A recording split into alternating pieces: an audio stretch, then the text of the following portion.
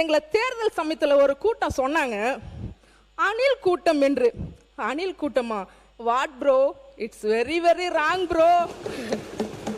நாங்க கரண்ட் ஒயரை கட் பண்ற அணில்கள் கிடையாதுங்க.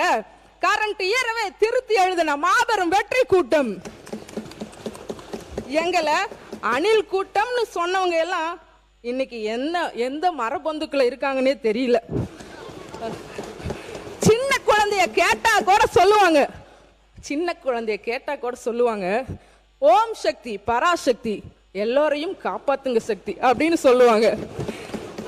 எங்களை தற்குறி கூட்டம் என்று சொன்னவர்களிடம் நான் ஒன்று சொல்லிக்கொள்ள விரும்புகிறேன். நாங்கள் தற்குறி கூட்டம் அல்ல, தமிழ்நாட்டின் தலையெழுத்தை திருத்தி எழுத வந்த மாபெரும் வெற்றி கூட்டம். நாங்கள் ஒரு தவறை சுட்டிக்காட்டினால் உடனே ஆதாரம் இருக்கிறதா என்று எதிர்க்கட்சியினர் எங்களை கேட்கின்றனர்.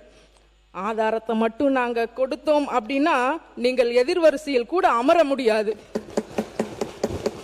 மக்கள் உங்களை வேண்டான்னு சொல்லிதானே எங்களை தேர்ந்தெடுத்திருக்கிறாங்க. அப்புறம் ஏன் இந்த குமுறல்? நல்லா ஞாபகம் வச்சுக்கோங்க, போட்டியே இனிமே ரெண்டு பேருக்கு தான். ஒன்னு டிவிக்கே, இன்னொன்னு டிவிக்கே தான். ஏன்னா அடுத்த தேர்தலுக்கு அப்புறம் அந்த பக்கம் யாருமே அமர்ந்திருக்க மாட்டீங்க. 234 இனிமே நாங்க தான். ஒரு விஷயம், எல்லாரும் ஆலிஸ்வெல் சொல்லிக்கோங்க. ஆலிஸ்வெல் எல்லாருமே ஆலிஸ்வெல் சொல்லுங்க. நல்ல வேலை நீங்க மட்டும் சர்க்கார் பட போஸ்டரை கிழிக்காம இருந்திருந்தீங்கன்னா நாங்க எல்லாரும் இந்த இடத்துக்கு வந்திருக்க மாட்டோம். நீங்க சர்க்கார் போஸ்டரை கிழிச்சதுனாலதான் எங்க முதல்வர் வந்தாரு, தமிழ்நாட்டுக்கே நல்லதை செய்ய வந்தாரு. சோ ஆலிஸ்வெல் சொல்லிக்கோங்க, எல்லாமே நன்மைக்கு தான். 6 மாசத்துல நீங்க தொடர்ந்து பேசுங்க. ஒரு பேர் தொடர்ந்து 6 மாசத்துல எங்களை அசைச்சு பார்த்தரலாம் என்று நினைக்கும் அனைவருக்குமே ஒன்று சொல்லிக்கொள்ள விரும்புகிறேன்.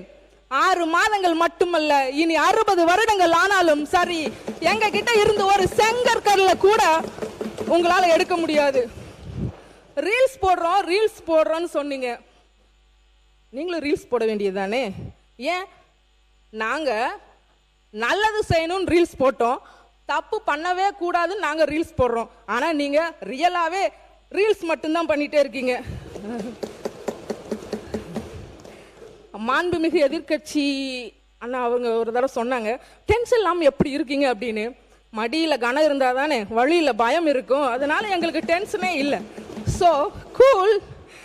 நாங்கள் வெற்றி பெற்றதை எதிர்கட்சியினரால் ஏற்றுக்கொள்ள இயலவில்லை. என்னடா இது, எல்லோரும் சின்ன பசங்களா இருக்காங்களே அப்படின்னு. மாண்புமிகு எதிர்கட்சி உறுப்பினர்களே, சின்ன தீக்குச்சி தான் ஒளி தரும் விளக்கையும் ஏற்றும், மாபெரும் காட்டையும் எரிக்கும்.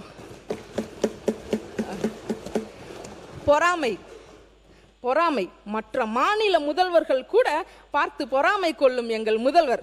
பொறாமையும் சற்று அழகுதானே அவருக்கு. அவர் பிடிச்சிட்டாரு. மக்கள் மனசுல ஸ்ட்ராங்கா ஒரு இடத்தை பிடிச்சிட்டாரு. இனிமே அதை யாராலையும் வெளியில அவரை எடுக்கவே முடியாது.